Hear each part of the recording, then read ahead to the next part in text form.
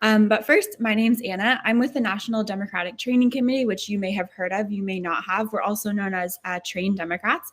But I come to this work by way of campaigns, like a lot of us do. So I spent my last couple of years working first on Elizabeth Warren's campaign for president, then on the Biden-Harris campaign in Pennsylvania, which was really fun.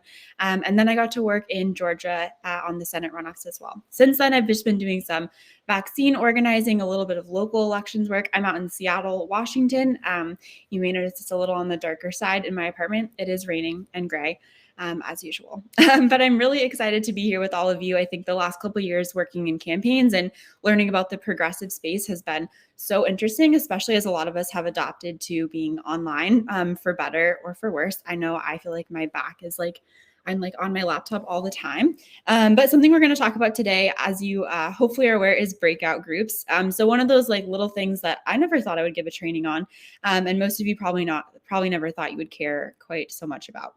But I'm really excited to get started. Again, this is going to be managing effective breakout groups. We're going to talk about it in the meeting setting, in the training setting, and hopefully get at, all the different ways that you all use this group. And again, I'm Anna. My pronouns are she, her. And let's get started.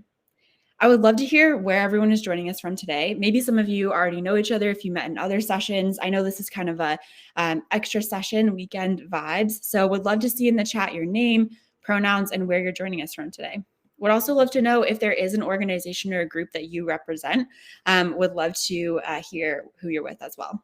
I'll give us just about 30 seconds to put that in the chat.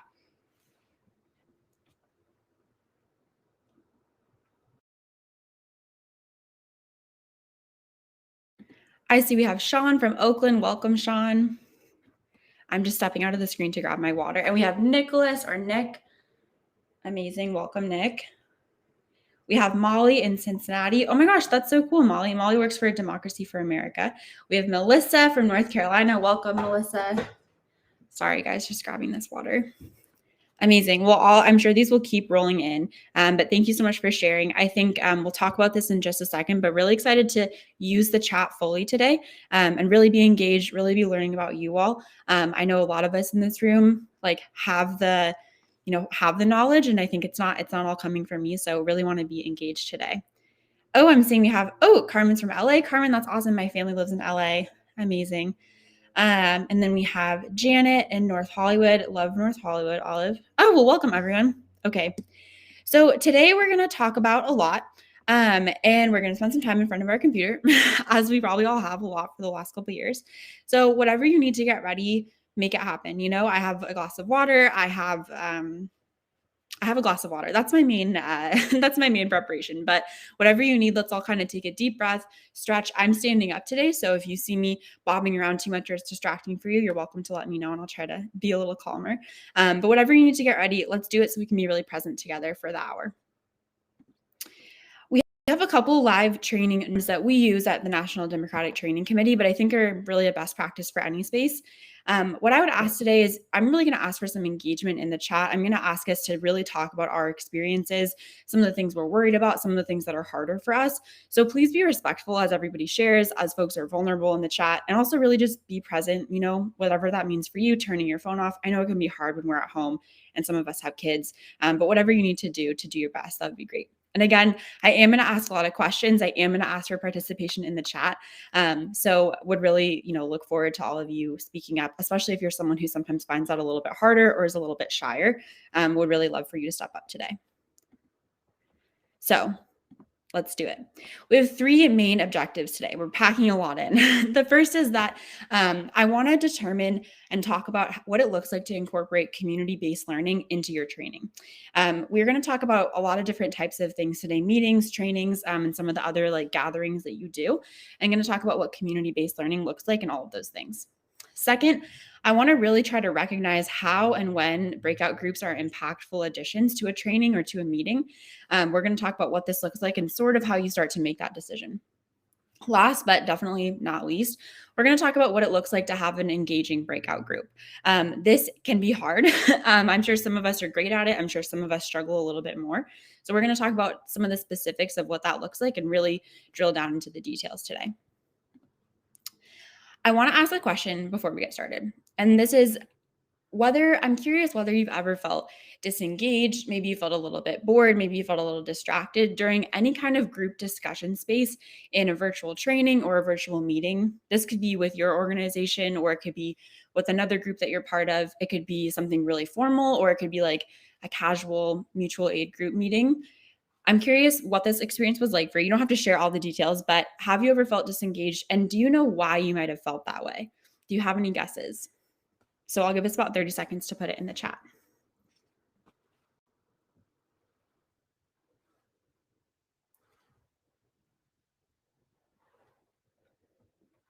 Okay, Melissa says yes.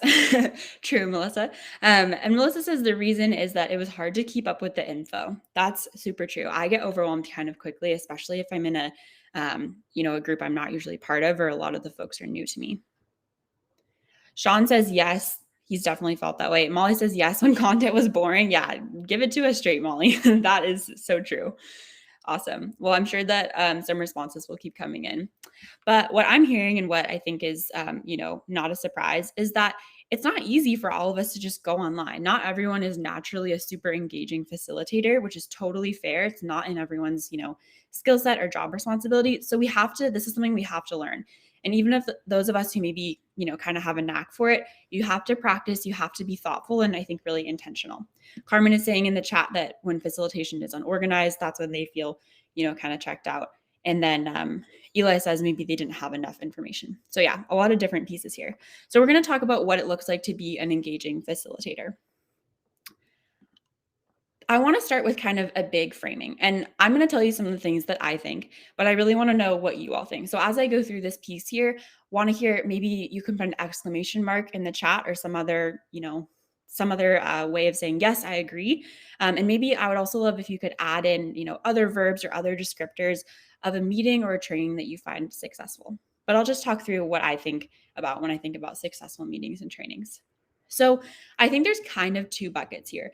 The first one, of course, this whole session is titled after it, is engaging. So how can we create something that you really feel like you're part of, that you really feel is interactive, that you're not just like receiving information passively? I know I love to like do dishes during like some meetings, but I don't have to be involved. But how can we create meetings that really draw people in and kind of demand their attention and reward their attention? So some of the things I think about kind of under that bucket of engaging are interactive. How can we create meetings or trainings that are interactive? How can we create things that are dynamic? So the mood, the energy, the type of thing we're doing kind of changes throughout the time we spend together, whether that's 20 minutes, whether that's an hour. And I also really think about how can we make these relational? So depending on the context of the group, how can we create opportunities to build relationships and build community and kind of get closer?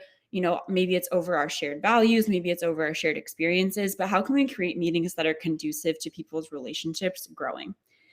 I know this is a high bar, but I also think, how can we make meetings and trainings be fun? It is obviously not always possible, but I do think that when we have a lot of those other components, we really can make this time that we spend together in groups, on our little laptops, really fun and exciting. So I'm going to check the chat if anyone put in an exclamation part. Oh, Molly put in 3. Thanks, Molly. If these resonate with anyone else, would love to see an exclamation point. As I go through this next bucket, same thing, but also would love to hear what else you're thinking about, or if there's anything that's not included here. So the second bucket is responsive. We're, putting a lot of work in to create meetings and trainings that are engaging, but you really never know what the audience is going to need on a particular day.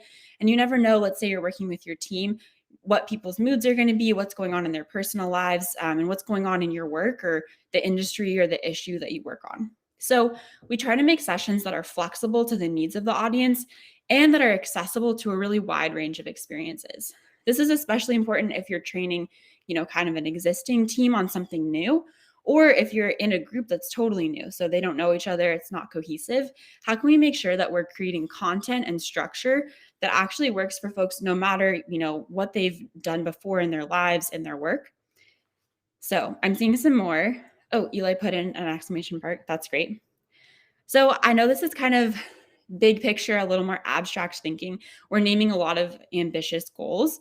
And so what I want to do next is talk about some of the structure, some of the content, the materials, and the ways that you as facilitators can contribute to reaching these goals. Particularly today, we're going to focus on this concept of community-based learning. I'd love to see a 1 in the chat if you've heard of this before, whether or not you know what it is. Oh, I have Amelia in the chat from Seattle. Amelia, I'm in Seattle. That's awesome. I'm in the Central District. Okay, any 1s in the chat? Has anyone heard of community-based learning before? Totally okay if not. That's why we're here.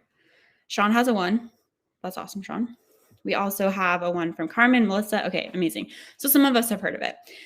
So I will say this is actually new to me before I got into training, but I really love it and I find it really grounding. So community-based learning is a pedagogical approach. I think I said that word correctly, which notes that the most impactful learning draws from personal experiences.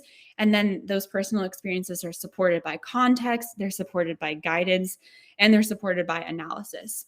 So this really is a learning style and a learning format that allows people and really depends on people being able to connect their personal experiences to the learning at hand.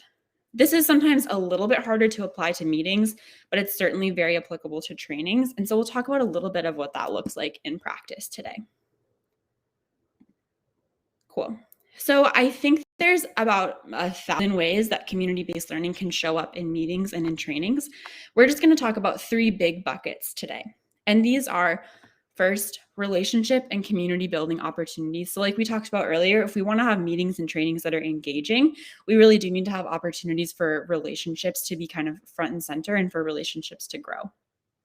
Second, we really try hard to build engagement points and to build relevant activities that allow people to bring in their personal experience, that also allow people to build relationships, and really kind of, demand attention and demand that people show up as themselves and share a little bit about, their perspectives. The third bucket here, not as fun in some people's opinion, but this would be seamless logistics and facilitation. Obviously, seamless is a goal we're not always going to reach, but logistics and facilitation sort of weirdly are one of the things that you can really focus in on and will have really big results when it comes to creating a space that is really supporting the community in their learning. So we're going to dig into each of these one by one. The first one, just making sure my slide went through. The first one is relationship building. So I'm sure that a lot of us have thought about this before. Maybe we felt sure about how to implement it. Maybe we didn't, which is very relatable. But there's a couple of things you can do at the top of a training or meeting that will really support this throughout. The first is to make time for introductions and to give the people at your meeting a really clear method to do so. So we did this, not to toot my own horn, we did this at the top of the meeting today, right? We know who each other are, we know the pronouns that each other use, and we also know where in the world folks are. That's really important in this setting because many of us don't know each other. I am a trainer that's coming in from outside of Netroots. And so giving us a chance to grab onto some of those things, like, Amelia and I are both in Seattle, which is awesome. It's those little things that kind of just break the ice and give a little bit of a foundation to get closer to getting to know each other. The second thing, of course, is an icebreaker. So we have a really packed hour today. We didn't quite do this, I think, as thoroughly as you can in some settings, but asking a question, it can be those silly questions that we've all had to answer, like at camp and in school, or it can be questions about the content at hand, but really asking folks to share just a little bit, especially about something that's not too personal to them, kind of helps to break the ice and give a little bit of a more foundation for sharing more things about themselves. The other thing, and I'm curious, maybe we could put a 1 in the chat if you find this easy and a 2 in the chat if you find it hard. There's no wrong answer. But what does it look like for you to set a clear goal or a clear intention for the training or the meeting? I'm curious what folks might put in about whether they find this easy or whether I think it can get a little bit hard when you're running an organization or you're part of a lot of groups. I'll give us a sec to put it in the chat.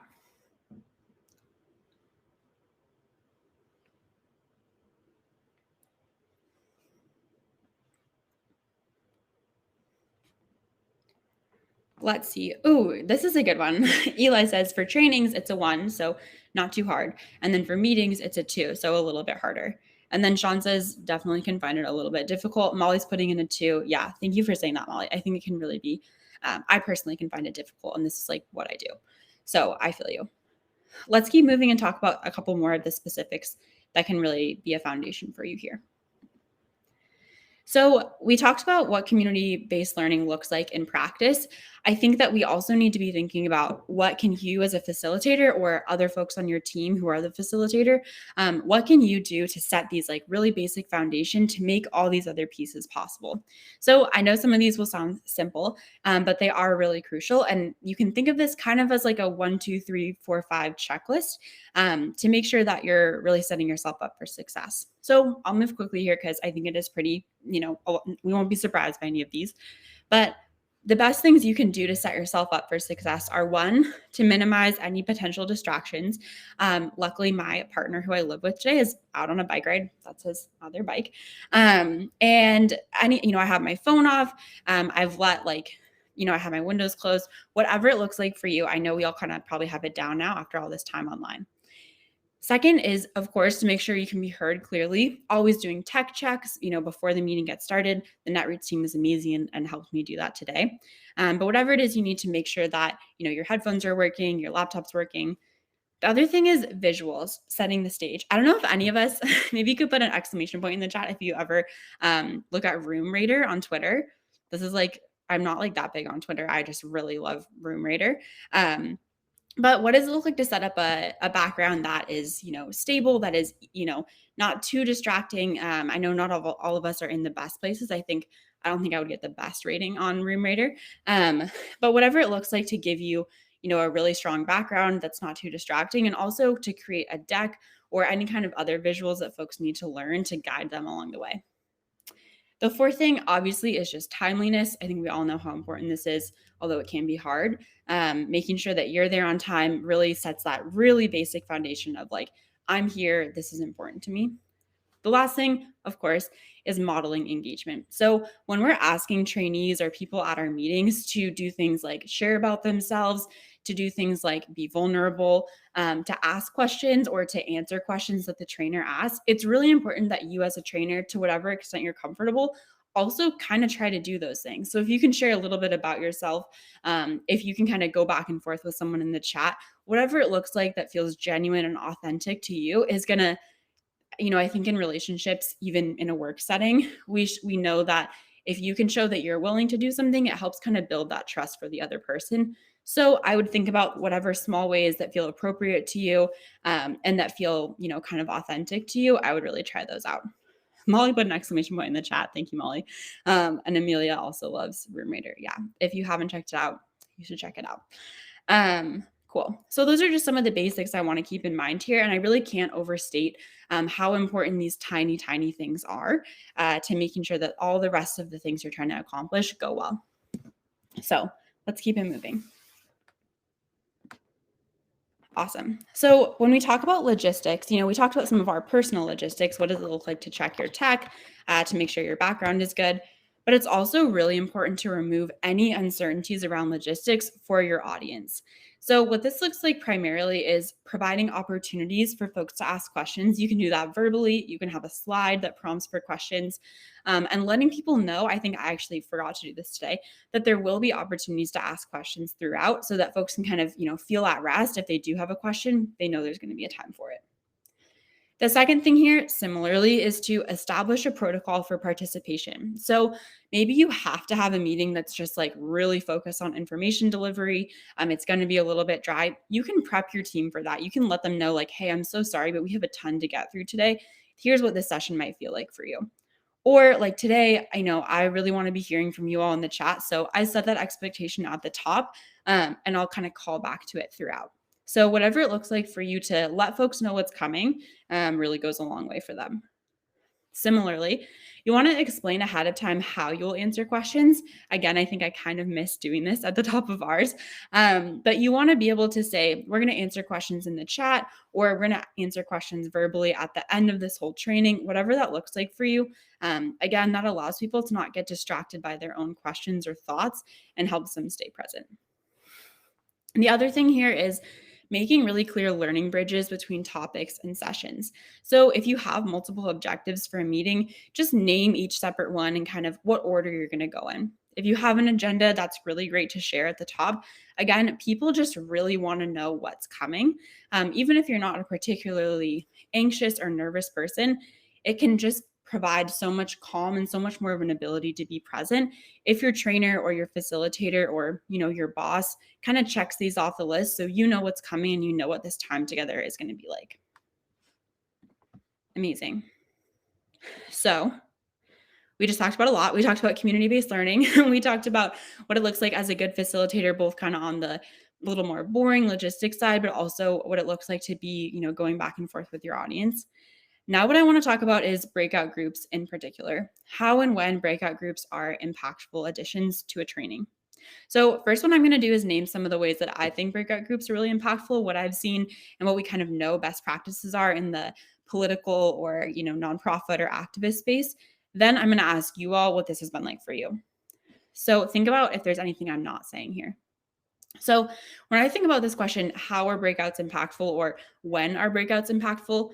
What I think about is that, adults in particular and young adults included learn really well together. They learn when they have to practice, when they have to apply skills, and when they're sort of like on their own or away from like a truly guided experience. So groups learn really well when they're in person, small group work. So breakouts are a way of kind of mirroring that, right? We're giving them the chance to be more present with each other, a little bit more connected, and honestly, a little bit more forced to be engaged, right? We all know it's like pretty awkward to just like have your camera off and not talk during a breakout when you've been explicitly asked to do the opposite thing. So we create an environment that makes it more of a norm for people to step up and be engaged.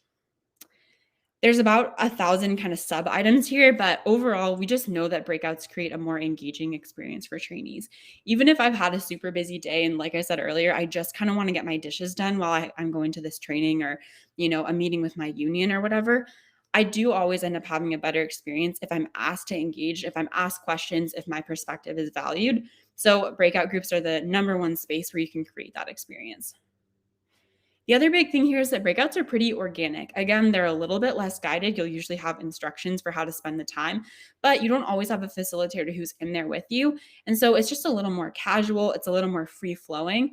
And folks are sometimes a little bit more honest. And I think organic is a good word to kind of sum up all those things.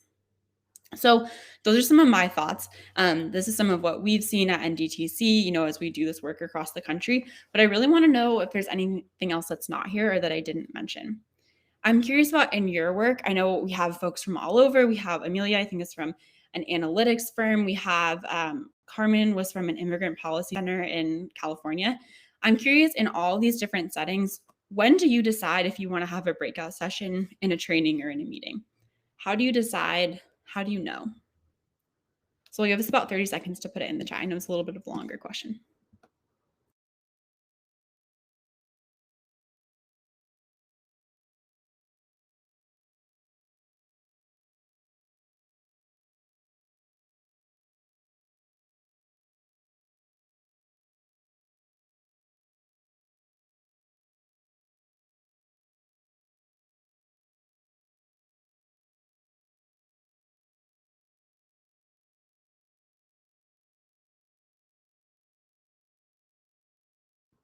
Ooh, I love this answer. Okay, Eli says that we don't use them. Eli, I apologize. I'm forgetting what group you're with, but yeah, you don't use them. And I think that's really common actually. A lot of folks just don't use them. It can be a little bit of like a bear logistically, whether you're in Zoom or another platform. And it can also just feel like, it's a lot to decide how to structure and facilitate. So that's a really good answer. I'd love to see one or two more answers. Something I'm thinking about is in my work on campaigns, I would always include a breakout session if I felt like the topic that I was going to train on was really important, but it was also kind of dry. Like folks really needed to know it, but it wasn't the most compelling thing we'd ever talked about. I would put a breakout session in because I knew it would be easy for folks to kind of check out or tune out. And I thought a breakout session would bring people back in and kind of demand a little bit more engagement. And if we could ask good questions in the breakout, people would end up feeling engaged and interested. Okay, we've got a couple more really good answers here. I'm going to walk through each of them quickly. So we have Adelita who says that breakouts for strategizing a campaign or for networking. Yeah, true. I really like that answer. Networking, of course, is really good. You're giving people like a little bit more face time. And for strategizing, for like high level thinking, I think breakouts are really powerful. Olive says, or Olive, I'm sorry, I think you said your name was something else in the chat earlier. I apologize. When we're putting a skill into practice, like reaching out to media outlets. Yeah, totally. Whenever you have to practice something, it's like, okay, let's get into a breakout and practice it. Melissa says, when we want participants to discuss, yeah, definitely. And then Carmen says, oh, this is a really good answer. Okay, Carmen says, we convene immigrant rights regional coalitions statewide. We discuss big topics in the main room, and it's usually crickets. Oh my God, yeah, totally. Breakout groups help folks take the time to think and share. I really like that answer, Carmen. Thank you. That's a really, yeah. I mean, it's not always easy to step up, especially like to fully like unmute yourself in a big group. So that's a really good answer. Eli is with the Building Trades Union. Thanks for sharing that, Eli. And then Amelia says, giving trainings about A/B testing, breakouts where people have to brainstorm and design tests. Yeah, and they really need to have enough time. That is really true. We'll talk about that a little bit later, Amelia, like kind of the timing. And Janet, okay, perfect. Hi, Janet. Thank you for clarifying. Okay, cool. Well, thank you all for answering this question. These are like perfect answers. Please, if you didn't look, check those out, screenshot them, save them, because I think they're all really good answers and good examples of sort of how you make this decision.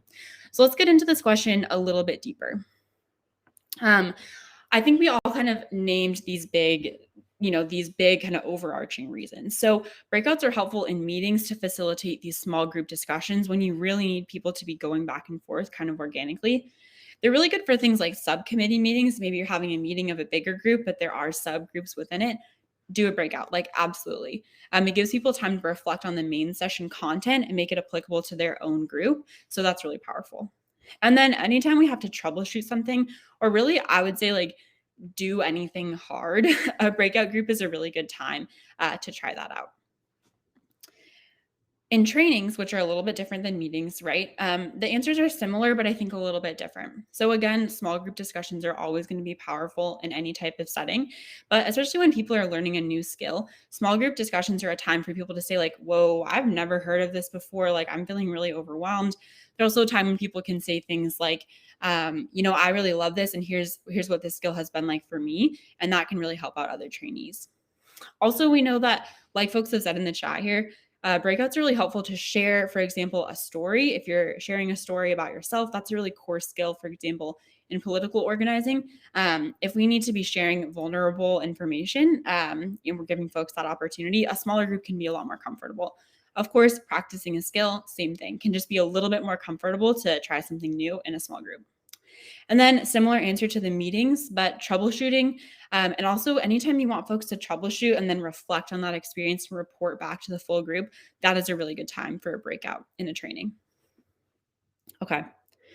So we've talked about a lot today, and we've talked a lot about these kind of like high level pieces, what it means to aim for trainings that are engaging, what it means to aim for trainings that are responsive. And I want to keep thinking about all of those things as we also think about some of the preparation and the logistics that makes them possible. So what we're going to walk through next is a little bit more detailed. If you have a piece of paper or however you like to take notes, whether maybe that's digitally, I would recommend having out something like that so you can make notes. If there's anything you want to take away and check later about logistics on your end or the software that you use for breakout groups, that's a great time to take notes as well. And I apologize, I'm just pulling up my notes, so that's why I'm looking away from the screen for just a second. Thank you for bearing with me. Okay, perfect. So again, we're going to talk about preparation and we're going to talk about logistics. And we'll have a couple practice activities in here, so I don't think it'll be too dry. Fingers crossed. Cool.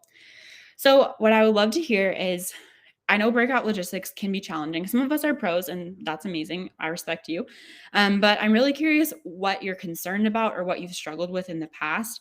I know sometimes when I can't figure out logistics for something, I just really try not to think about it, and I just try to push it out of my brain because it feels overwhelming. So let's give about 30 seconds to put an answer in the chat. What feels hard to you about the logistics of creating breakout groups in a virtual space? Oh, and Melissa's cat was walking on their keyboard. That's really funny, Melissa. You're all good. I was like, I don't know that. I don't know that text shorthand.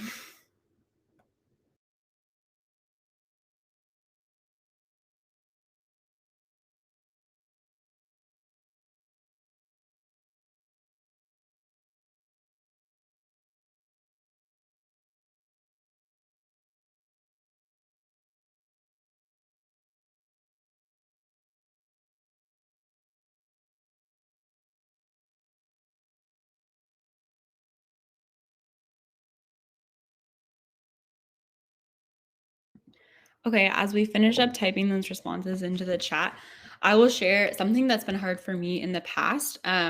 Was that I would run these I would run these meetings for like 200 or 250 folks. And so that's really hard to put the people into breakouts in real time as people are logging off and logging back on. So I got overwhelmed. And specifically, what was hard for me about this was that I felt like everyone was going to be so annoyed at me that it took me a couple minutes and I didn't know how to like give them another activity or give them a break while I put them in breakout groups.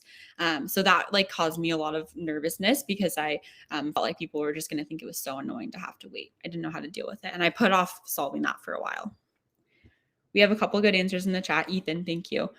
Okay. Ethan says, once when I was serving as tech support for a meeting of 150, the org asked everyone to register and got their email addresses. We set up breakout groups in Zoom and assigned everyone. But when participants showed up, they weren't logged in with the same account. Oh my, yeah. These are problems I never thought I would have to think about before we had a global pandemic. Yeah, I really feel you, Ethan. I think that is very common. I think we've all had like some version of that, even if it's just 10 people, it can still feel kind of like a lot. So I have been in that situation. Cool.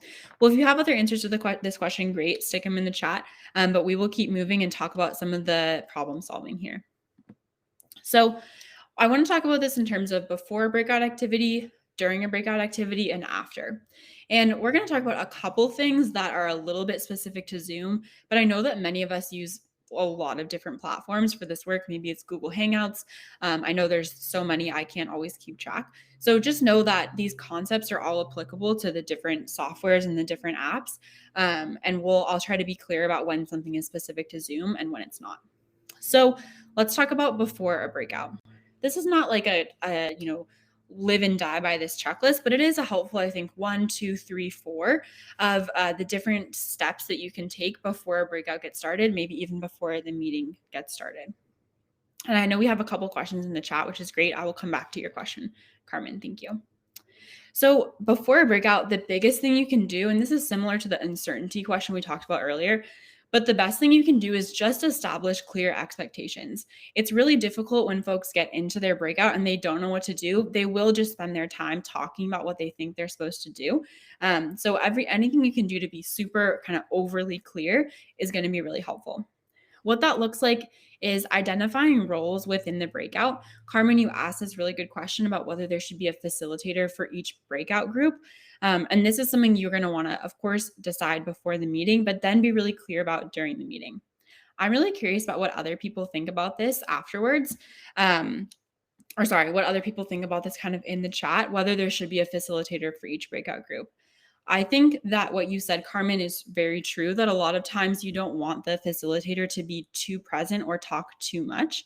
But if you're asking people to do something that's really difficult within the breakout, it's nice for them to know that there's going to be a guide, or at least there's going to be a place they can go to, get extra assurance about the process and what there's meant to be doing. So I would kind of temperature check about how hard you think the activity or the breakout group discussion is going to be for the group. Awesome. So that's kind of the second piece. You want to identify roles within the breakout. Is there going to be a facilitator? Is there someone you want to assign to keep track of time? That type of thing. And James, I saw your question about putting slides in the chat. Everyone will get the recording, so you're all good there. All attendees will receive the recordings of their sessions. Cool. So let's start back at the top. We want to establish clear expectations. We want to identify roles. And then we want to actually be as specific as establishing how long each person has to speak during the breakout. So I think that's really important and powerful. Obviously, you're always just giving people kind of a guess or a best guess. But letting people know they should take about 2 minutes, they should take about 3 minutes each and then switch. Those types of directions are really important. The next thing is to do sort of an I do, we do, you do model to show folks what's going to happen during their breakout groups. So if you have the opportunity to model the activity that they're going to do before they actually do it, that's really great. I know that really depends on sort of the content, your type of organization, but if you have the opportunity, I would definitely recommend it. Okay, so that's before a breakout group. Let's talk about during a breakout. So I think a lot of us already kind of spoke to this in the chat, some of the things that can be hard, but also some of the best practices. The first thing is that you want to give breakout sessions enough time to sort of bloom, right? It's not always going to like right away, people are going to have great chemistry and get started on a great discussion. Give them a little bit of time to sort things out, say hi to each other, and then get going. But however much time you choose, do be clear about it and do sort of enforce it, right? When we give people clear expectations, we want to make sure we follow through on them, so that people kind of know what to expect and experience us as a reliable facilitator. The second thing, and this kind of gets to your question, Carmen, but if you're going to do a pair share, meaning you just have two people in a breakout group talking to each other, that's a time where we actually really don't want to pop in. If I'm just talking back and forth with Carmen, I'm learning about what Carmen does down in LA, I don't really want like someone else to pop in and interrupt us, because whatever trust we've built, whatever we've learned about each other, the person who pops in isn't going to have that kind of context. So we try to keep pair shares, give them time to themselves. Another thing is that set expectations for what to do if the timing doesn't quite work out. So let's say that Carmen and I are in this pair share, but it's really awkward. Carmen is being super great and asking me great questions, but I have a terrible connection and Carmen can't hear me, so we're not really talking. You want to go ahead and set an expectation for what to do if you run out of things to talk about. So that can be something like, if you're done, let's go back to this thing we talked about earlier. If you're done, try to answer this question or do this worksheet. Those little things can really go a long way in making sure someone has a smooth experience. Okay, so we talked about before, we talked about during. I know we're moving through a lot. I want to talk about after a breakout. So I keep almost saying breakup, but it's breakout.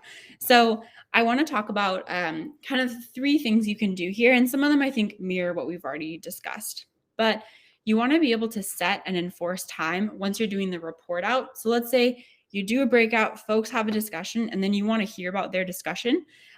Similar to the breakout, you're going to set up a clear time expectation, and you are going to enforce it. So let's say James is my facilitator, and James asked me to share about my experience in the breakout, and I'm so excited, and I just keep talking.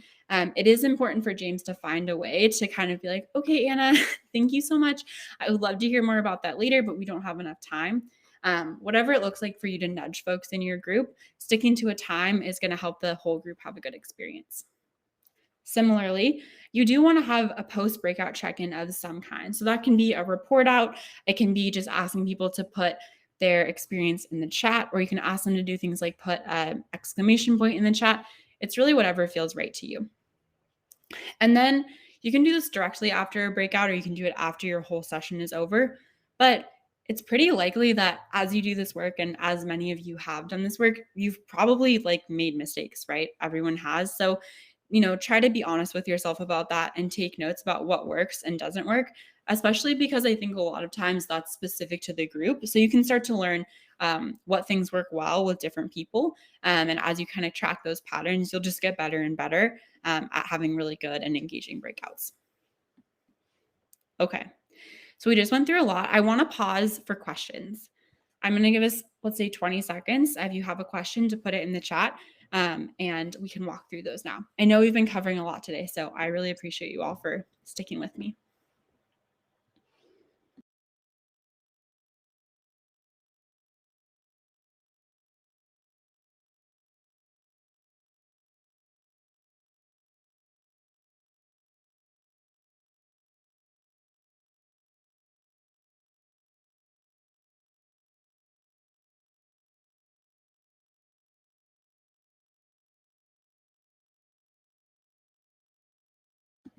Okay, I'm not seeing any questions yet, but if you're just still typing, no worries. Still send your question and we will get to it, I promise.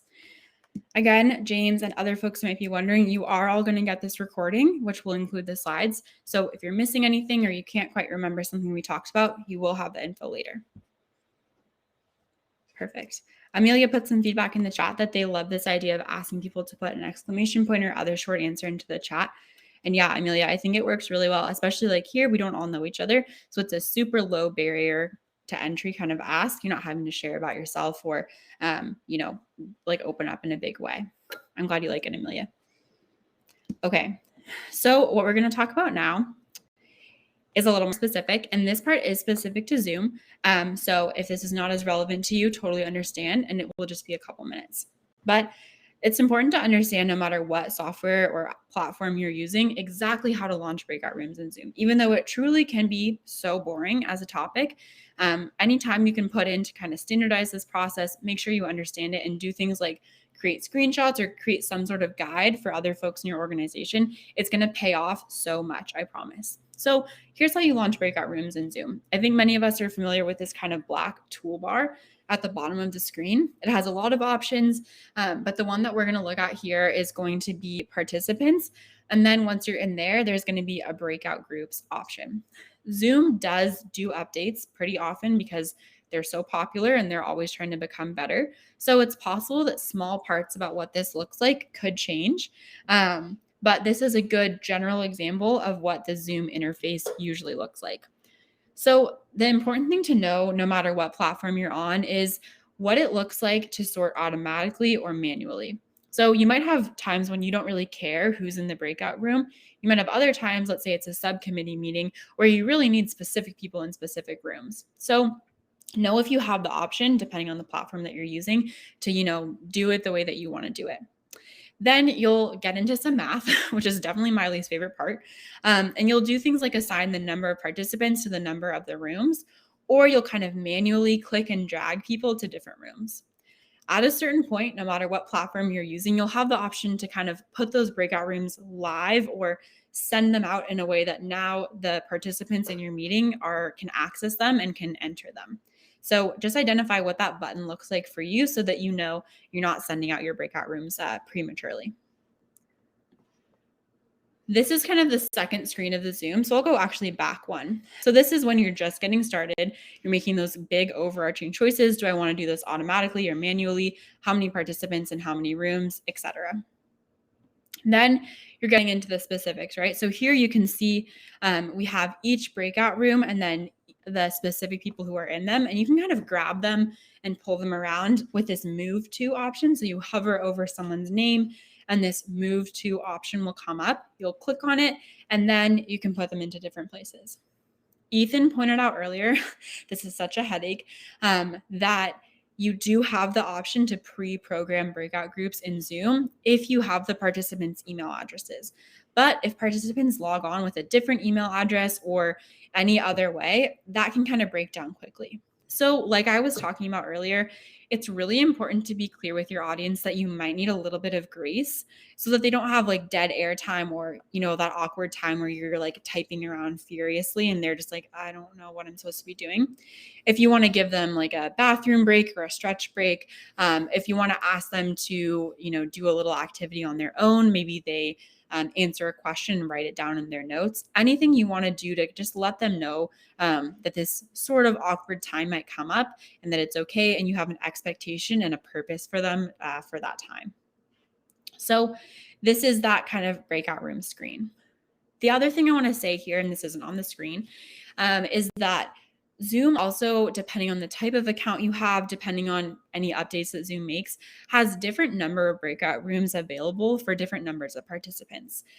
So the best thing to do is go onto Zoom and go onto their FAQ, see if they have any updates. If you're in a situation where it really matters that you're positive you have, access to 25 different breakout rooms because you're going to have a group of 300 or 400 people. So in that situation, again, even though it's not interesting, it is really going to benefit you to do that logistical homework ahead of time, because again, I would love to give you the specific advice here, but it does change depending on your account and depending on any Zoom updates. I'm going to pause because we're just moving through some technical information. I'm not seeing any questions in the chat, but if you have one, you can put one in now.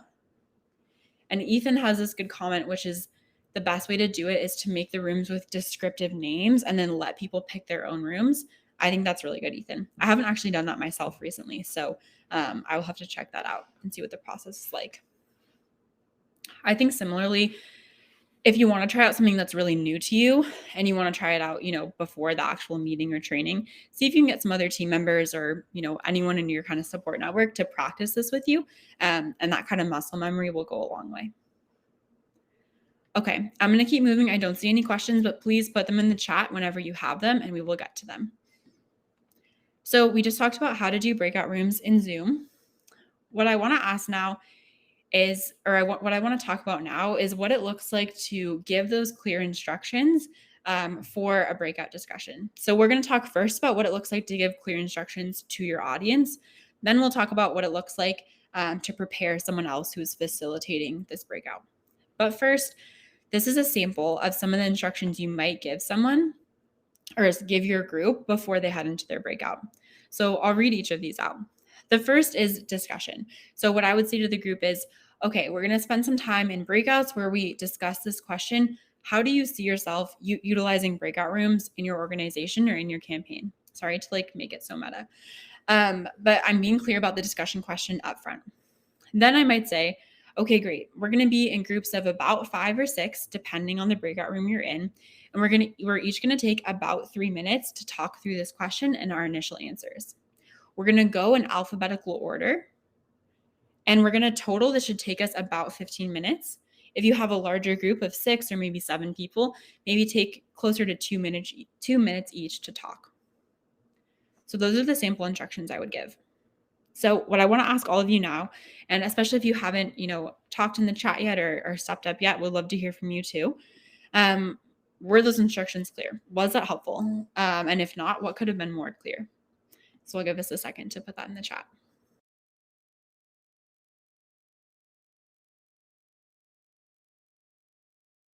And actually, while we're thinking through this question, I will put those instructions back up on the screen so you can reference them.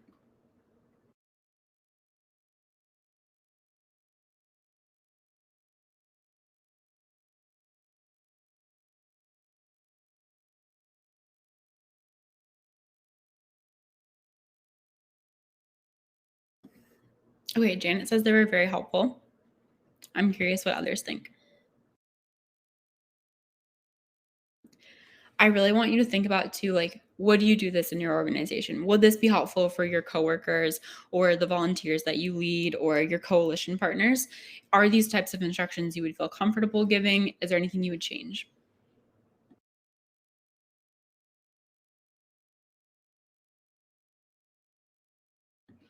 Monica says they like the speaking order part. That's good, Monica. That's helpful. This was actually a new tip for me, so I really like it too.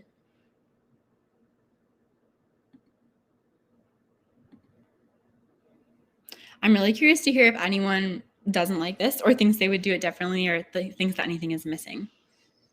Don't hold back.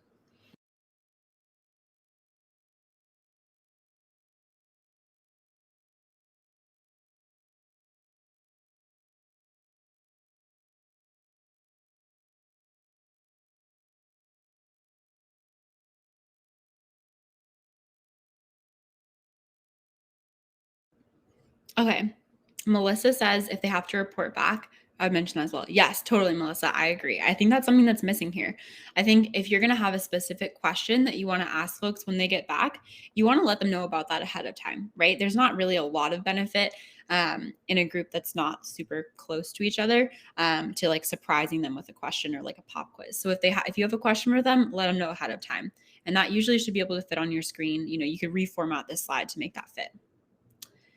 Eli says they really like them and think it sets clear expectations, which is good. Olive has a question, and this is a really good question. So what do you suggest? Oh my gosh, this is such a good question.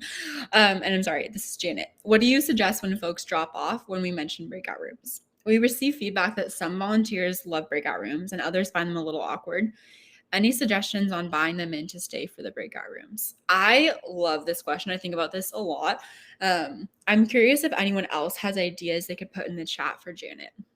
So again, the question here is basically, how do you make folks down for breakouts? Because some people just don't want to. Maybe they feel shy. Maybe they have had bad experiences, so they don't have a good attitude. There could be any number of reasons. What do you do in this situation, or what would you do? What would you maybe suggest to Janet? I'll give us a couple of seconds to type it out.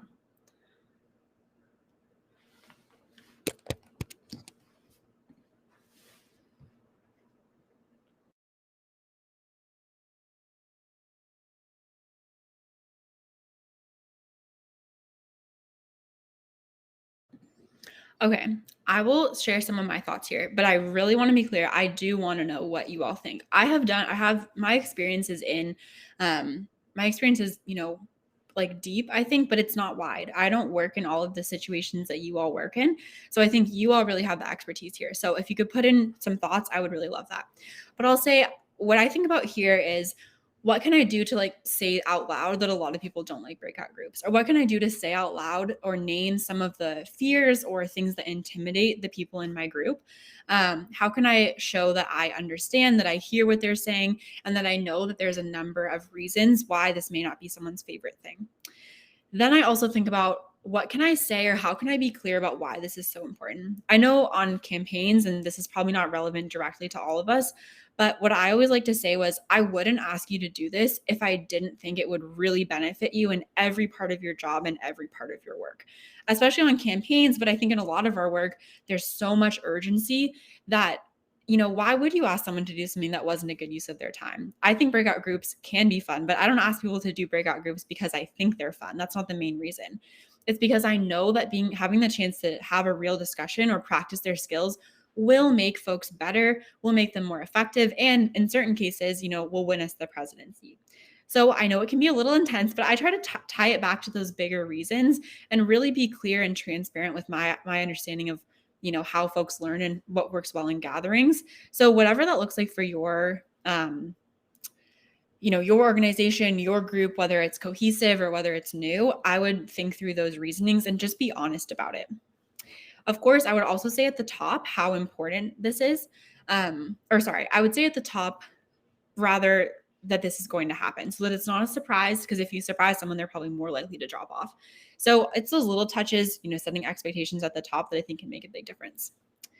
Amelia says they've only done breakouts IRL, so they don't know how to solve online drop-off. No worries, Amelia. That's cool. I actually have less experience IRL, so I'm curious about that. And then Eli says that it seems like the descriptions on the breakout rooms would kind of help solve that problem, Janet, because they would help people understand, what they're most comfortable with. So if you're able to give them options, I think that's a great tool. If you're not able to give them options, maybe some of the things that I mentioned could kind of support there. Ethan has a really good answer, which is that a lot of sessions do like I've totally made this mistake. Doing it like an hour of passive information, like dump or lecturing. And then they say, okay, cool, now it's time for breakouts. But by that time, people have been, Ethan says, kind of lulled into passivity. And so a breakout group can be kind of a lot. So if the session is interactive from the beginning, even in small ways, I think, then going into breakout group isn't as big of a deal. I really like that answer, Ethan. I think that's great. Janet or others, if you want to screenshot these questions, I would definitely check that out. Again, you'll get this recording too. Okay. So I think we had some really good answers here. I think this is a great example of a good breakout discussion kind of prep, but there are ways it could be better. So you could share, do you want to do alphabetical order by first name? You could let them know what the report out question is going to be. Those little touches I think can make this better. We're coming a little close to the end of the session, but I want to do kind of one more of these before we start to close out. So this is the question we just answered. But I want to think about also preparing your facilitator. So sometimes you might be designing a meeting or a training for someone else to facilitate or to be in charge of. So what can you do to prepare your facilitator ahead of time? Maybe this is a coworker, someone you already know and work with, or maybe someone you have less of a relationship with. But what I would do, and what the National Democratic Training Committee does, like for me in a lot of cases, is just give really clear instructions. So let's say I should have prepared for a meeting, but I just didn't, and now I have to run it for like an hour. How can you kind of do that work to support that person, even if they aren't able to prepare to be really present to this beforehand? So I'll walk through a couple of these things, and then I want to ask you the same question. So be thinking about how this could be better, or what it would feel like for you to receive these facilitation instructions. So I'll just read these out. So a facilitation guide that I might hand out would say something like this. Timing. Let's note that it might take up to 5 minutes to prepare breakout rooms. So you're going to want to verbally read aloud the instructions for the breakout rooms, and let people know it'll take about 5 minutes to get ready. The group size for breakout should be 3 or 4 people in a group. Even numbers might make it easier for you to sort people out depending on your platform. Stay away from groups of 2 people, which can be awkward. Again, that's not a best practice, sidebar, not a best practice. That's just for this particular training that we're supporting a facilitator for. The last instruction here just says number of participants, we're not sure. That's a good example of like today, I was coming to this Netroots training and I didn't know how many people were going to be here. So you're going to need to adjust breakout instructions based on size. That's letting the facilitator know. Sorry, I know we're kind of doing like a meta thing here. Letting the facilitator know that they might need to be flexible. So you're naming that out loud. You might need to change the instructions. You might need to change your plan based on what it looks like when you actually get to the meeting. Okay, that was a lot of information. I want to ask a question, and then I'll put this back up on the screen so you can look at it while you think about the question. So were those instructions clear and helpful for a facilitator? Let's say I asked you to run a training tomorrow, and those were the instructions that I gave you about the breakout groups. How would that feel to you? What was missing? What could have been more clear? And what did you like? And I'll put this back up on the screen. We're going to take just about 30 seconds here because we're getting a little bit closer to time today. But I would really like to hear, one or two or three thoughts.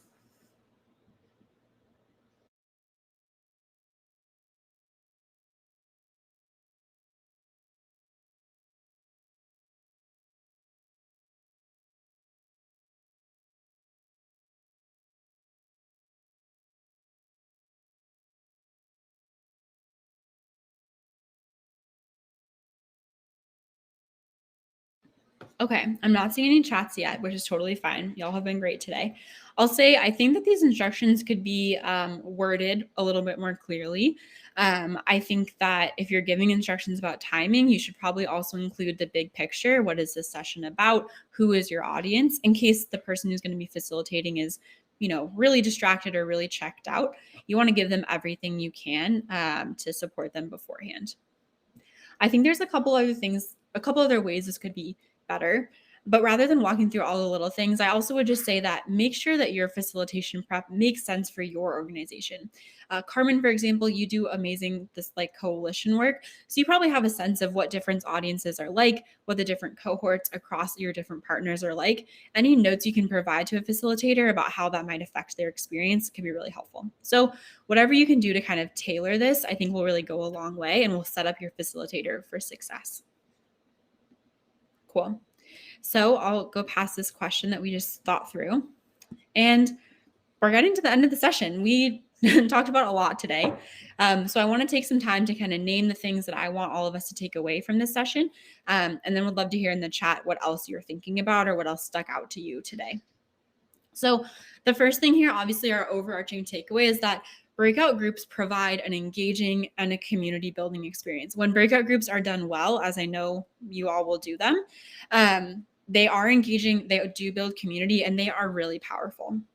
The next thing here is that successful breakout groups require really clear instructions. We went through a lot of details today, and that's always going to be the case. The details really matter for success. Last but not least, effective breakout groups have a really clear purpose and a really clear intention for your group. So always being clear about why we're doing what we're doing is going to really make your group be able to buy in, be able to be present, and be able to really share it in the way that you want them to and really meet those kind of community-based learning goals. So those are our big takeaways for today. We are just in our last minute here. I always recommend, there's so many good resources about this online, but I always recommend traindemocrats.org. We have totally free virtual trainings and also just virtual courses you can do on your own time to see what's effective when it comes to virtual training in particular. And we have a lot of other, depending on what your work is, we have a lot of other content too, but specifically on the training vibe, this is going to be a really helpful online course for you as effective practices for virtual training. We are at time now, so I know y'all have to head out to other sessions, to other parts of your day. This is a Zoom chat prompt, so I will skip it. My apologies. But just thank you all so much for your time. If you want to share anything in the chat quickly that stuck out to you, I would love to hear it.